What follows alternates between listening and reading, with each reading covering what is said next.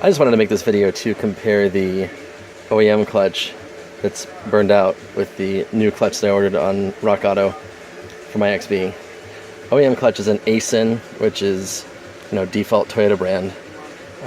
It just has little rubber bushings here, which actually fared quite well over the 278,000 miles that I put on this thing while I owned it. See, it wore basically all the way down to the rivets without damaging anything. The pressure plate wore pretty evenly. I really didn't have a whole lot of wear on the flywheel either, but I've already resurfaced it, so I can't really show you the condition of that. I'd say the biggest difference that I noticed between this old clutch and the new one is how long the spline is on this one.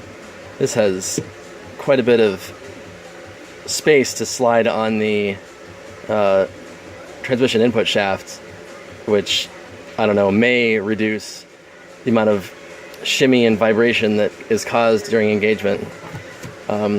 This one over here is the new one. It's an Exedy, which is the same brand that I've put in my Corolla and love to death. So I expect it to be a good clutch, but the length of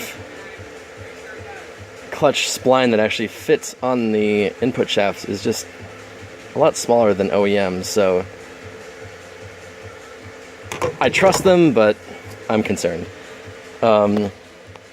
Also, I really chose this one because it has springs instead of the rubber bushings. I like a little bit more of an aggressive feel because I drive pretty hard. So even though this one fared really well over the miles that I put on it, and it is the original clutch, I went with the Exedy, and I guess I'll have to see how this works with such a short spline on here.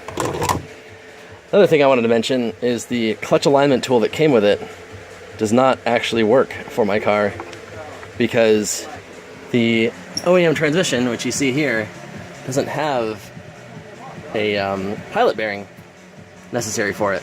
So the clutch alignment tool doesn't actually align anything, because the hole in here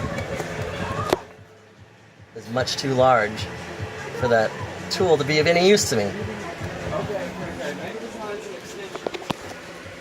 That's all.